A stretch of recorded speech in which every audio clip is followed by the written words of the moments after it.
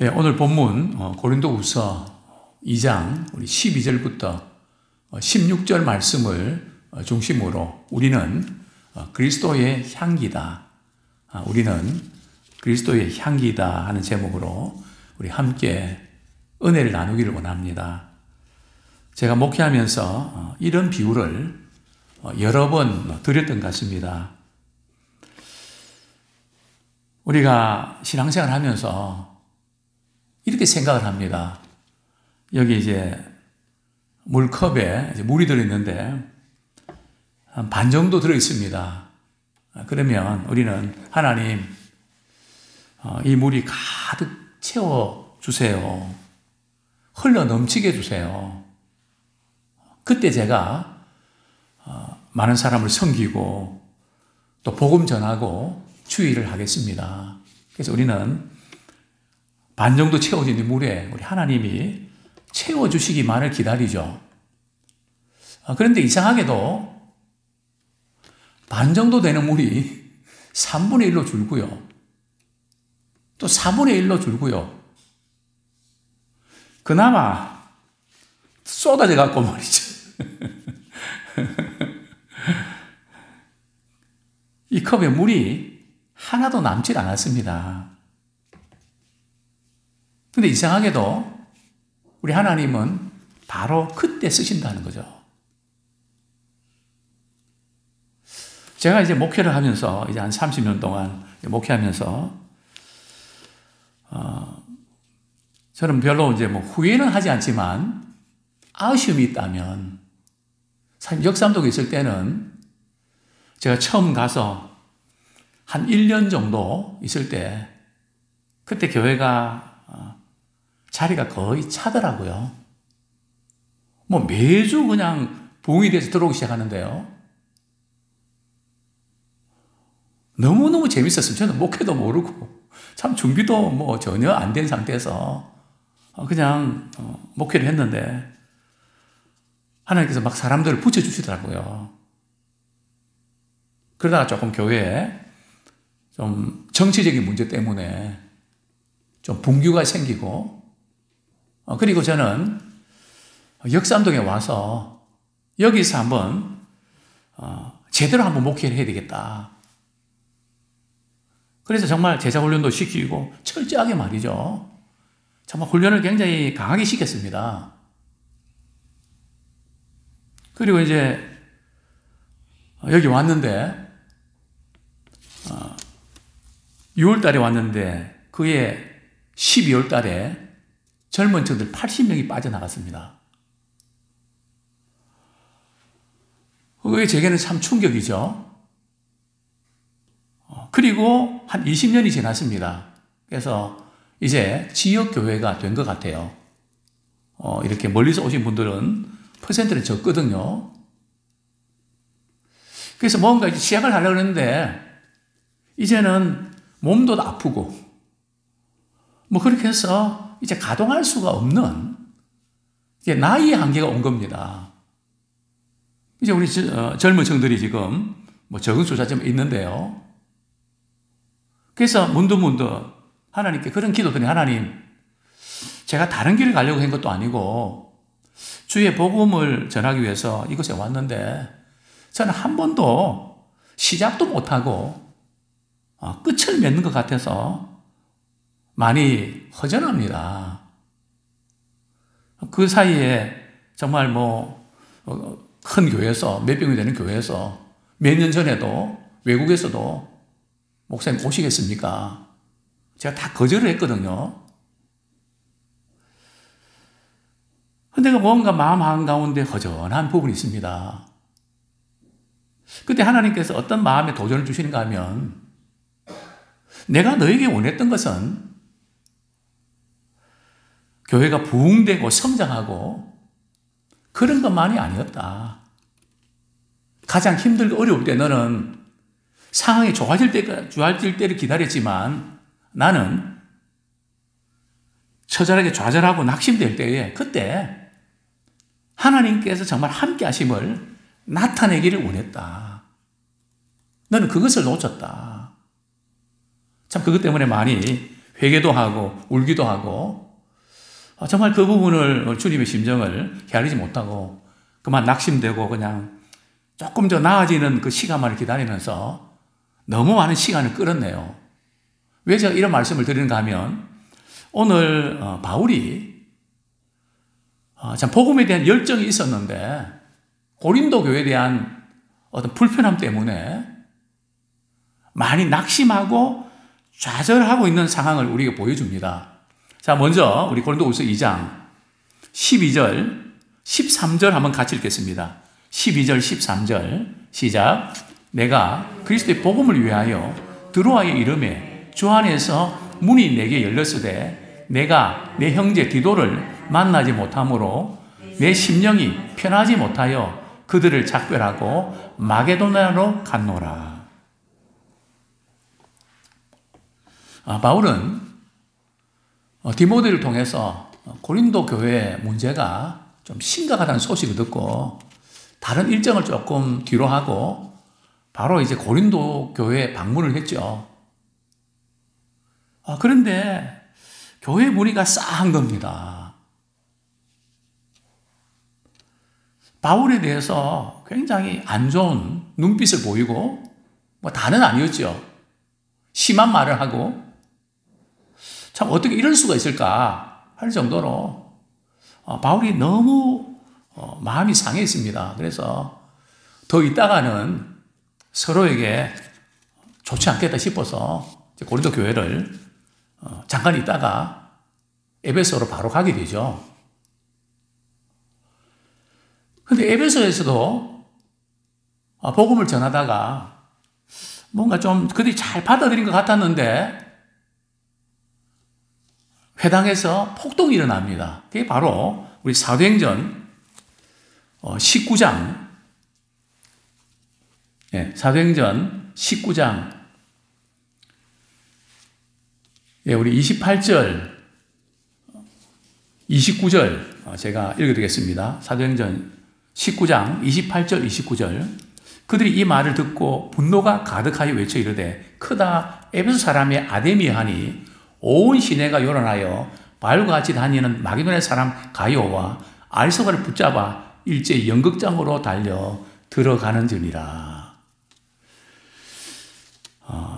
참 이 소동으로 인해서 지금 에베소 교회도 더 있으면 안 되겠구나.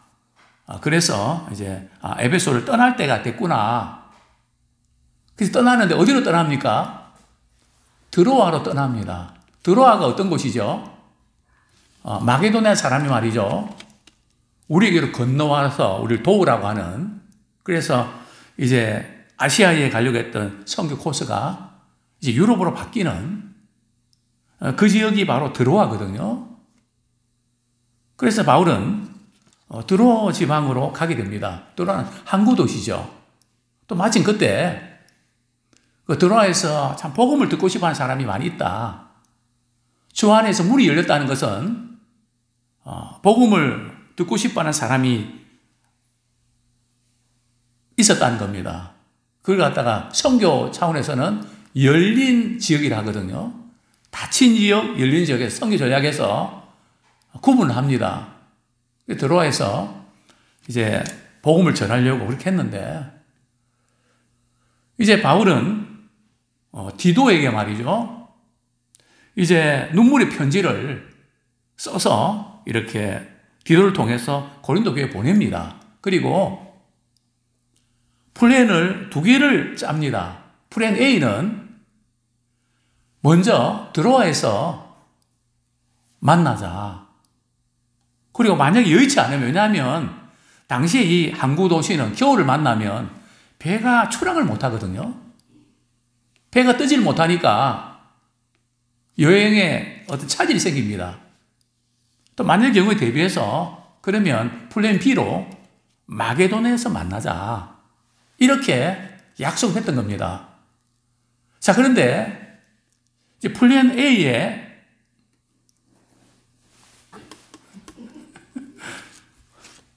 문제가 생겼습니다. 그게 바로 13절에 보면 내 형제 디도를 만나지 못함으로, 내 심령이 편하지 못하여. 플랜 A가 지금 문제가 생긴 겁니다. 드로아에서 디도를 만나기로 했는데 오질 않는 겁니다. 바울은 이런저런 고민에 빠졌죠. 내가 지금 눈물의 편지를 보냈는데 더 악화된 거 아니야? 더 지금 관계가 불편해진 거 아니야? 바울은 이런 저런 생각 또 고민을 하게 됩니다. 자, 두 번째 바울의 고민이 뭔가 하면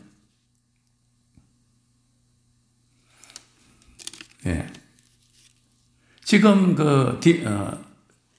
디도가 말이죠. 고린도 교회를 방문했을 때 단순히 눈물의 편지 내용만 소개하고 오는 게 아니고요. 어떤 사명을 가지고 간지 아십니까? 지금 고린도 교회가 예루살렘 교회에 너무 어렵다는 소식을 듣고 구제헌금, 즉 선교헌금을 모아서 지금 디모데 편으로 바울에게 전해줘야 되거든요. 그런데 아니 디모데가 아니고 디도 편으로 디도가 안 나타난 겁니다. 어떤 생각이 들었을까요? 강도 만난 거 아니야? 그 고린도 교회가 정말 마음을 못 먹어서 헌금을 해줬는데 그걸 강도를 만났다 그러면 복잡이잖아요. 혹시 신변에 위협을 당한 거 아닌가? 돈도 돈이지만 헌금도 헌금이지만 그러니까 바울이 말이죠. 얼마나 이런 것 때문에 신경이 쓰고 마음이 상했는지 바울이 웬만해 갖고는 좌절하고 낙심하지 않거든요. 그런데 지금 바울은 지금 상태는 너무 마음이 아프고 힘들어서 드로아에서 말이죠. 선교하려고 복음 전에 왔다가 심령이 편치 못해서 말이죠. 우리 13절 보면 그들을 작별하고 그들이 누굽니까? 드로아에 있는 성도들이죠. 그 드로아에 있는 성도들을 작별하고 말이죠. 어디로 갑니까? 플랜 B, 이제 마게도니아 교회로 가게 됩니다. 빌립보 교회라든지 데살로니가 교회라든지 베레아 교회라든지 이 교회들이 이제 마게도니아 교회인데요. 이제 마게도니아로 가게 됩니다. 자, 그런데 나중에 말이죠. 한 1년 정도 후에 바울이 드로아에 갔을까요? 안 갔을까요? 바울이 그게 마음이 걸렸던 겁니다. 우리 고린도후서 7장 5절부터 6절까지 고린도후서 7장 5절 6절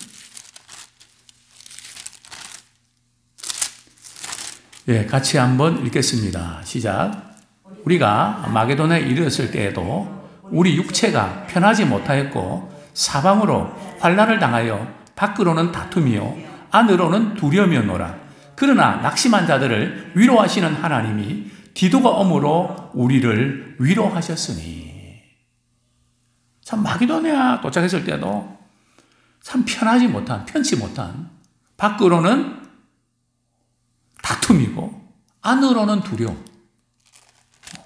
참 바울이 굉장히 지칠 정도로 이렇게 힘들었던 시간인데 하나님께서 디도를 보내주심으로 말미암아 바울이 큰 위로를 받게 되죠. 그래서 하나님께서는 우리에게 가정을 통해서 때로는 세상에서 힘들고 어려움을 당할 때에 위로와 힘을 얻게 하시고요. 또 믿음의 공동체, 교회 속에서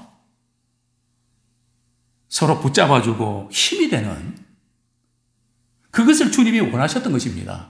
그래서 믿음의 공동체들이 함께 모이고 함께 그 일을 이뤄가는 것이 대단히 중요합니다. 자, 다시 본문으로 돌아갑니다. 고린도후서 2장. 자, 바울이 이렇게 어려운 상태에서 마게도냐를 갔는데요. 우리 본문, 우리 14절부터 우리 16절까지 같이 읽겠습니다. 시작. 항상 우리를 그리스도 안에서 이기게 하시고 우리로 말미암아 각처에서 그리스도를 아는 냄새를 나타내시는 하나님께 감사하노라. 우리는 구원받는 자들에게나 망하는 자들에게나 하나님 앞에서 그리스도의 향기니 이 사람에게는 사망으로부터 사망에 이른 냄새요 저 사람에게는 생명으로부터 생명에 이른 냄새라. 누가 이 일을 감당하리요? 바울은 이렇게 사역에 대해서 낙심하고 사람에 대해서 실망하고 정말 많이 지쳐있는 그런 상황 가운데서도 바울은 상황이 바뀌어지기만을 기다리고 좀 잘 되기만을 기다리지 않았습니다. 바울은 어떤 상황에서도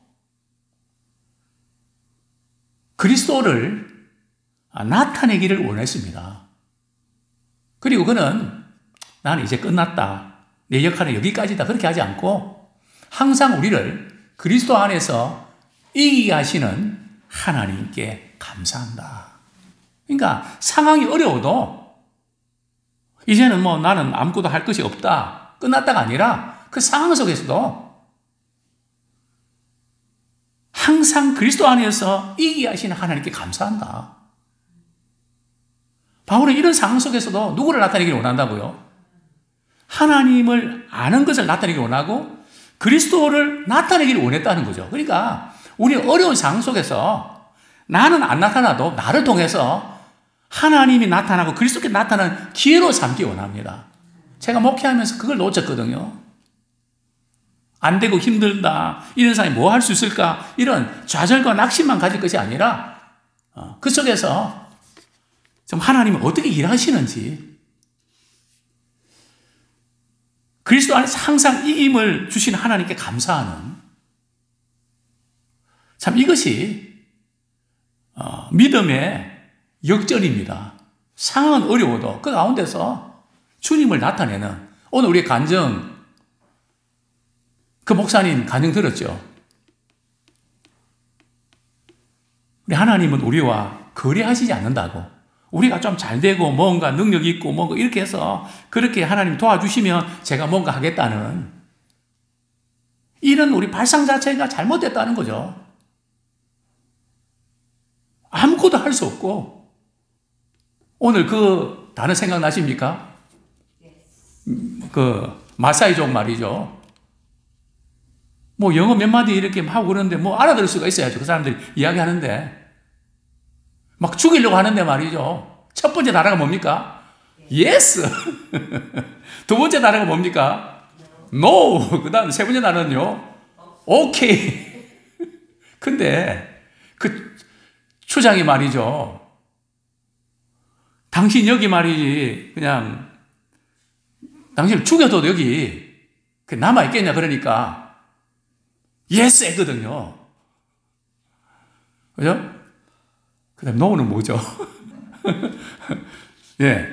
그 다음에 이렇게 하여튼 이렇게 안 떠나겠다 그랬던 하여튼 그러니까 죽을 때까지 여기 있겠냐 그러니까 no 그랬거든요.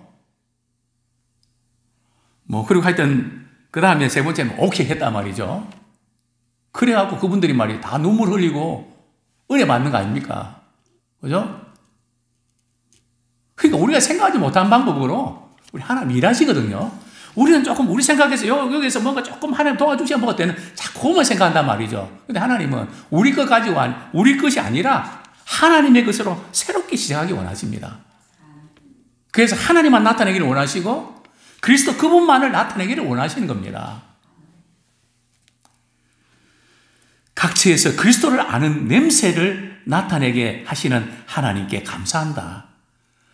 또 우리는 그리스도의 향기다. 당시에 그 로마 장군이 말이죠. 전쟁에 승리하면 이제 로마 성을 입성할 때 길가에 향을 피웁니다. 그리고 그러면 그 향이 말이 냄새가 나지 않습니까? 그게 이제 그 승리하는 장군을 맞아들이는 그 세리머니인데요. 바로 그것을 지금 사도 바울은 비유를 들고 있는 겁니다. 정말 우리 예수 믿는 사람들은 그리스도의 향기입니다. 그러니까 내가 나타나는 것이 아니라 나를 통해서 그리스도를 나타내야 된다는 거죠. 뭔가 모르게 저분은 예수를 믿는 사람 같고 표정을 보나 언어를 보나 저분은 뭔가 좀 다른 분 같다. 그런데 그냥 그리스도를 어느 정도 아는 거기에서 나오는 게 아니고요. 우리 속에 그리스도로 꽉 차 있어야 됩니다. 정말 주님을 닮아야 됩니다. 그리스도의 영의 지배를 받아야 됩니다. 그래서 저는 이제 우리 자매들에게 배우자 선택할 때에 부모님이 장로님이다, 또 권사님이다, 그것만 보지 말고 신앙적인 대화를 나누어서 정말 이렇게 그 삶 속에서, 그 심령 속에서 정말 주님을 사랑하는 마음이 있고 또 그리스도 중심으로 살아가는 삶의 목적이 분명히 서 있는지 그거 봐야지. 누구 아들이다, 누구 딸이다, 그거 봐갖고는 나중에 후회한다. 분명히 그리스도를 나타내는 냄새가 나야 됩니다. 향기가 나야 됩니다. 무늬만 그리스도인은 아니란 말이죠. 이제 바울은 이런 어려운 상황 속에서도 그리스도를 나타내는 그런 기회로 삼습니다. 16절에 보면 이 사람에게는 사망으로부터 사망 이런 냄새예요. 이 사람 누굽니까? 복음을 거절하는 사람은 사망에서 사망으로 이런 냄새입니다. 당시에 이제 장군이 전쟁에 승리할 때 포로를 끌고 오거든요. 그 포로들은 운명이 어떻습니까? 그들은 엄청 고통당하거나 나중에 죽임을 당하게 됩니다. 그들에게는 사망의 냄새죠. 또 저 사람에게는 또 복음을 받아들이는 사람에게는 말이죠. 생명으로부터 생명에 이르는 냄새다. 정말 예수의 생명을 가진 자라는 거죠. 제가 이번 주에 예수의 생명을 가졌습니까?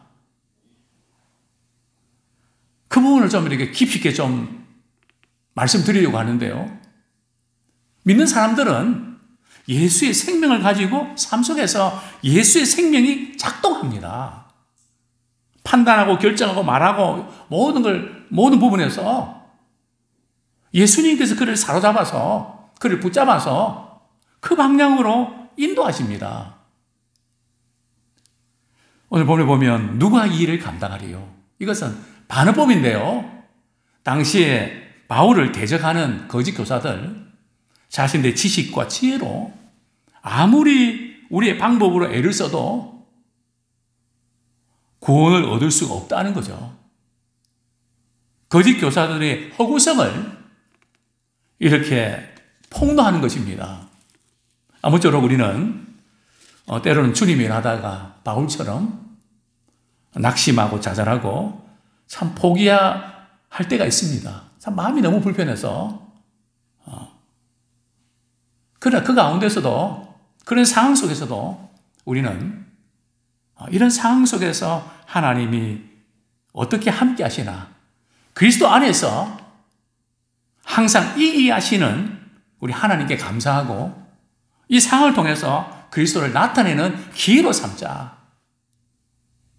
그래서 어려운 상황 속에서 그리스도를 나타내는 기회로 삼는 우리 모두가 되기를 소원합니다. 우리는 그리스도의 향기입니다. 그리스도의 냄새를 드러내는. 그래서 그로 하여금 참 예수 그리스도에 가까이 나오도록 하는 복음의 통로가 되기를 축원합니다.